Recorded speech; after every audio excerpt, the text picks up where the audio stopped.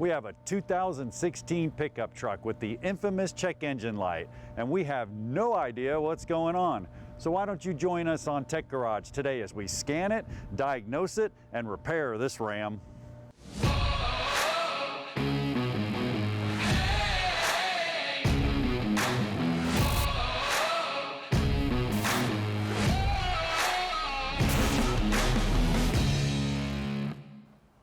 Well, welcome to Tech Garage, presented by rockauto.com. Well, we got our pickup truck in the shop, got the code, and it's actually an active grille shutter code.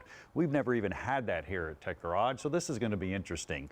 What we had to do is we had to kind of figure out where it was and what's going on. So what I did is I got this panel up here, the beautification panel. There's some clips here. I got a little clip tool, got it up under there, popped them up. Once I had them all up, just as easy as moving that and getting out of the way. Now back here, I can see it back here, but really don't have good access. I can see that it's plugged in. So I knew we were going to have to go a little bit further. So what I did, I went and got the big gun here. I got the big old scan tool, and this scan tool actually allowed me with some output tests to try to run that grille shutter down there, close it and open it. So I simply ran it, took a flashlight, looked down in there, and I didn't see it moving at all. Sometimes you can see some debris and things in there kind of hanging it up, but not the problem here. So we're gonna have to take it a little bit further. Dave, I'm gonna need a hand. Yes, sir. Dave, this is weird, man. It's an active grille shutter code, and we're gonna have to take the grille off to do some further exploration. Can do. Let's get it done. Yep, couple of 10s, super easy. You got some 10s right across the top, and then there's some lock pins. So we'll take those off, and then we'll just go down there and give it a little yank. It should come right off. All right. All right.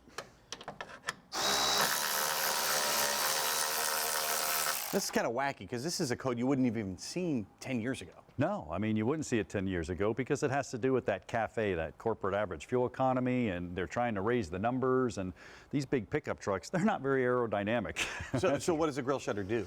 You know, it's going to open and close to help with the aerodynamics and, you know, a couple other things too. I was talking to some engineers. They were talking about maybe getting the engine up to operating temperature quicker for emissions reasons. Because it runs too rich before it gets warmed up. Exactly, Gotcha. Exactly, Rich. So here's two more here. Cool. Let's get these off, and then we'll show everybody down there. You got one on the end there? Yep. All right. Fantastic. That's all of them? That's it. Now all you have to do, kind of put your fingers in here, be gentle and pull kind of out. You'll feel it pop. There it goes. Easy. Just that easy. Yep. Let me be careful. Now be careful with your grill. Set it somewhere where you're not going to damage it or run into any problem. Plastic pieces are not cheap.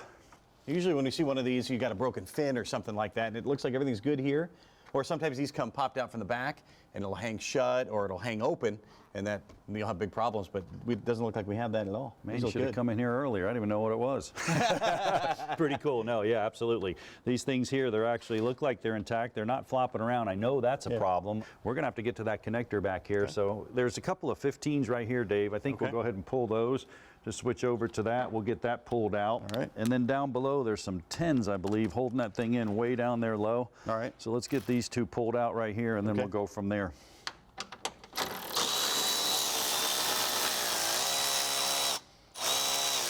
Kind of leads me to believe we got an electrical problem or something's happening.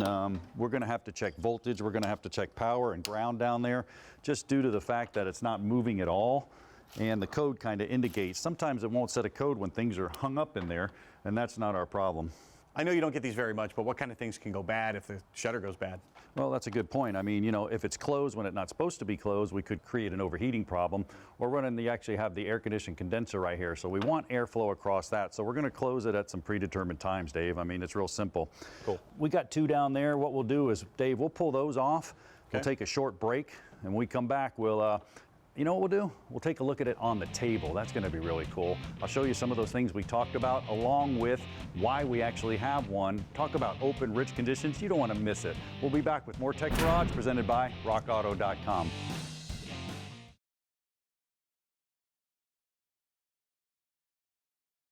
Tech Garage, presented by rockauto.com, is brought to you by Magic Creeper, the most versatile creeper ever. Clamp Tight, the clamp making tool. And by rockauto.com, all the parts your car will ever need.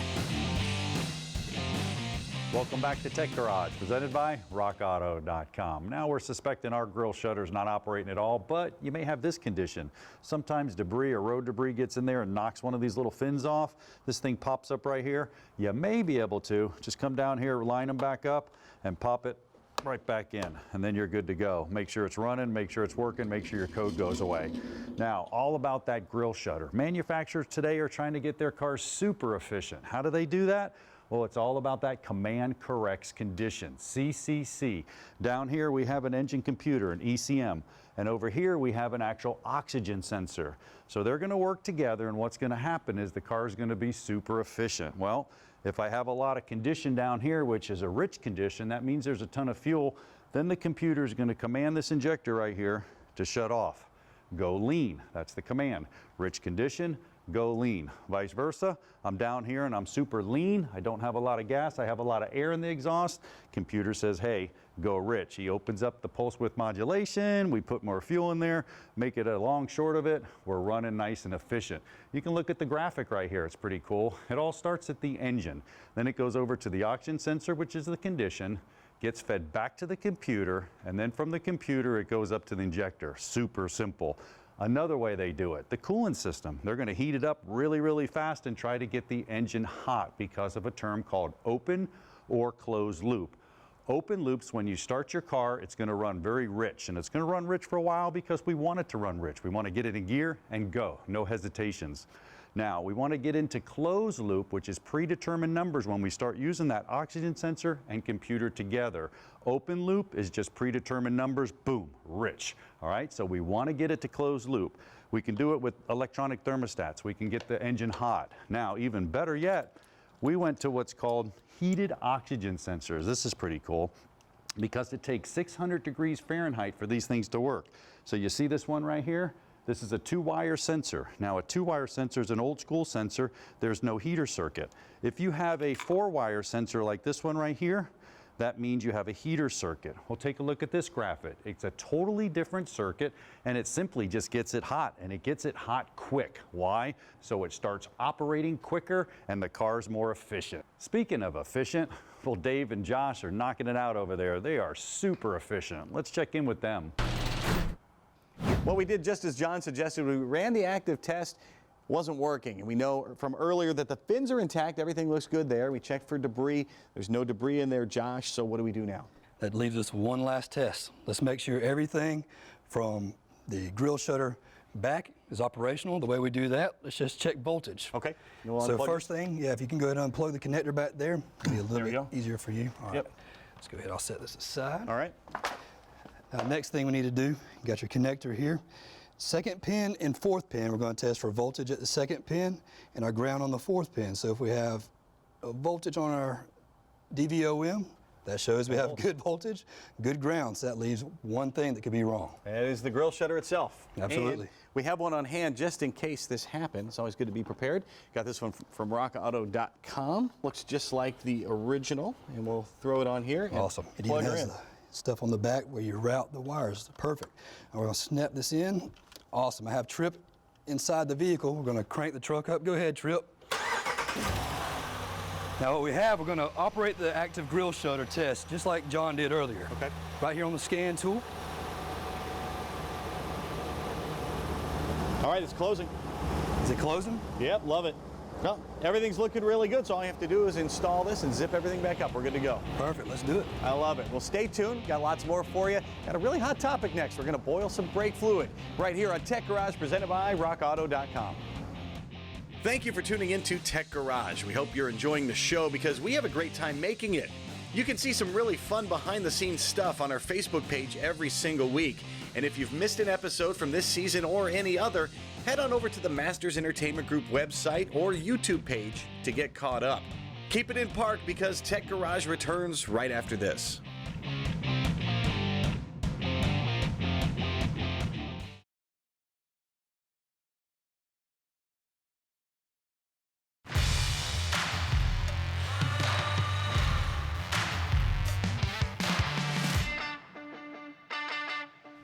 Welcome back to Tech Garage, presented by rockauto.com. Well, it's Garage Ed time, and boy, we got a good one for you today. We actually got a science experiment going on. It's all about the brake fluid. I actually fired these things up a little bit earlier. I got them boiling, so I hope it works again. I want to fire them up for you. Let me get my lighter. What are you doing with my lighter? John, I was watching an episode from a couple of years ago, and you guys showed how to make a wiring harness using shrink tubing and putting it all together that way. I think it's pretty cool. Dave, that's impressive, but you know what? It's not electrical. Let's take the brakes. I know. I need the lighter. All right. I'm going to go ahead and fire this up. We're going to get this going. Hopefully, by the end of our little demo, we'll be able to prove to you what brake fluid's all about. I love it. And brake fluid is hygroscopic, which means it absorbs water, and that lowers the boiling point of the brake fluid, and that's not a good thing. And that is why there are different types of brake fluids. And absolutely, that gives us a perfect opportunity to look at brake fluid. First and foremost, look at your manufacturer's service manual, but it does come in all types and sizes. This is .3, .4, .5, and .5.1. Well, what does that all mean? Well, you can look at this chart here. The higher the number, the higher the boiling point. That's wonderful. If you have a car that carries .3 and you can put .4 in it, you can supersede the number to a higher boiling point. But be careful. .3, .4, and .5.1 are all glycol based. .5 is silicone based. They don't mix. So really, if you have a military vehicle, a motorcycle, or something that calls specifically for .5, just use .5. Other than that, you can use these ones as long as it's a higher number, but your best bet's always to look at your manufacturer service manual. But you know, brake fluid's awesome, but Dave, you know how to test it. That's even cooler. Yeah, there's three pretty cool ways to do it. Now, this is just a brake fluid tester you can pick up, and you activate it, drop it into the brake fluid, and you can see that ours right here is indicating in the red. Not good. Which means, yeah, the moisture content's awfully high, and we at least need a flush of the fluid in our brakes. I like this one. This is kind of neat. It reminds me of a kaleidoscope. When you're a kid, you can take a drop of the brake fluid and put it on this refractometer right on the lens there, and you close this, hold it up to the light, just like your kaleidoscope, and it can indicate the amount of moisture that is in the brake fluid. And this thing's not even registering for glycol, which means we're pretty much all water in this case. And again, you need a brake job. And this one's a little more simple. This is some test strips you can pick up, and we're going to drop this into our brake fluid, swish it around just a little bit. When you pull it out, you can see it's starting to change a little bit already. You look up the scale and see how much moisture is in your brake fluid versus glycol, and it's starting to turn already. I suspect it's going to get darker, as we've seen from the other examples, and when it gets into that pink, you know it is time to change your brake fluid. Yeah, and it's important to flush your brake fluid. People don't think of that as a maintenance item. You get a condition called brake fade. What happens is it boils, like ours is boiling here. We'll get to this in a second. And then the pedal, air is compressible and liquid's not. So you start getting that spongy pedal. So Dave, that's an incredible test, but flushing your brake fluid, that's a maintenance item as well. But I'll tell you what, I blinded you with science, didn't I? Science! Woo, take a look at this. So this one's actually .3. And this one's .5.1. Now, it's not a control, we're not rocket scientists, but we've been boiling it for a little while, and you can see this one's going crazy. The .3, this one's been sitting open for a while. We got a lot of water content in it. Here's my .5.1, man, you can see it kind of swirling, but it's not even close to boiling. Pretty cool demo. It's really cool, and it shows how important brake fluid really is in your car. It's a safety issue, and obviously it's something you want to check pretty frequently. Yeah, no doubt about it. Well, Dave, successful brake segment. Well, it's science, and I hope you liked it as much as I did. And it's something you're really going to like coming up next. We've got a few tech tips for you, so stay tuned to Tech Garage, presented by rockauto.com. This Tech Garage tidbit includes some pretty mind-blowing numbers. China is the world's largest producer of automobiles. They made a whopping 26 million cars and trucks in 2019 alone. The United States is second, but a distant second. The U.S. turned out 11 million vehicles in 2019. Japan wasn't far behind with 9.7 million, and it was almost a photo finish between the third and fourth place countries on our list. Germany and India produced about 4.5 million cars apiece. Whether you're driving an American Ford Mustang or a Maruti Ertiga from India, chances are we've got some cool tech you'll appreciate coming up next.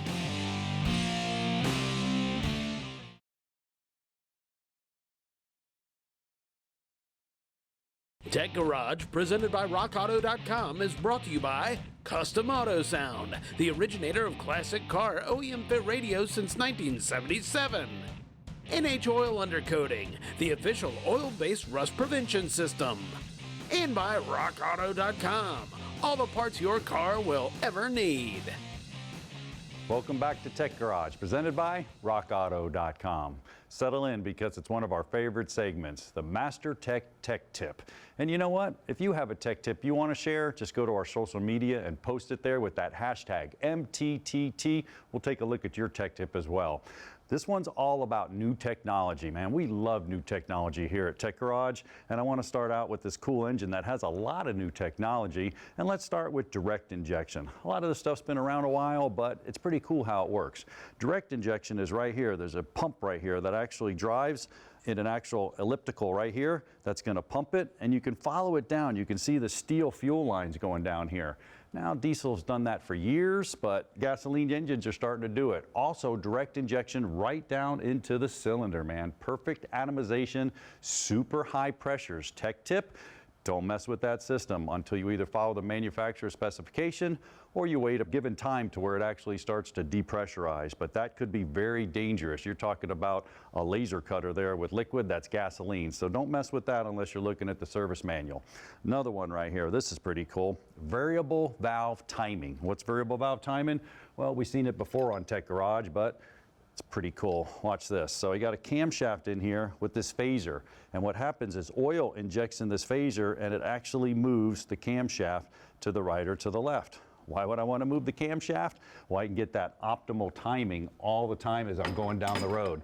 And I can show it to you on this motor right here. If I pop this cover off, you can see the actual phaser right here. And what happens is oil injects into this through the center cover and it moves it.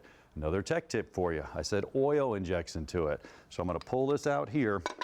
And if you look real closely right here, you can actually see these tight screens right here. Tiny little screens that has to filter the oil because it's not going to move unless the oil is clean and you have the correct oil. So it's important to make sure you have oil changes with all this new technology. And just as important is make sure you use the right oil. A lot of cars today are calling for this 0W20. I know it sounds weird, but 0W20s, an oil that's basically formulated for a lot of this new technology, so this stuff can work. Now we'll take it one step further. Talk about new technology. This is phenomenal. You saw the actual variable valve timing. We can move the camshaft. Well, this motor can vary the lift as well. How does it do that? Well, it's got a variable lift motor right here. And our chief tech, Josh, he was kind enough to wire it up right here so we can run it. You can see it in action. So here's what's going on. Watch these camshafts right here, and then this fulcrum. When I push this button, this fulcrum's gonna move. So check this out.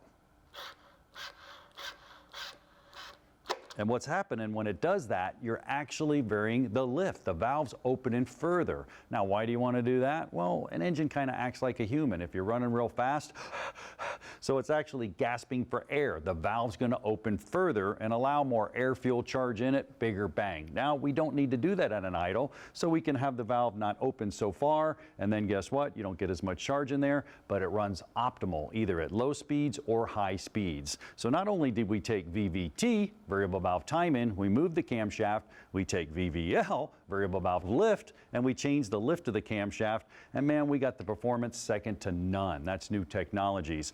Oil's critical, and also changing the oil is critical. Now, on our continuous variable transmission, this is cool. They've been using these for years, but here at Tech Garage, we've been seeing a lot of them not doing very well, and the reason is the wrong fluid. We can't stress this enough. Another tech tip for you. Continuous variable transmission fluid. Either look on Rock Auto or go to your manufacturer's specification. You cannot just throw any fluid in these things. It has to be the proper fluid.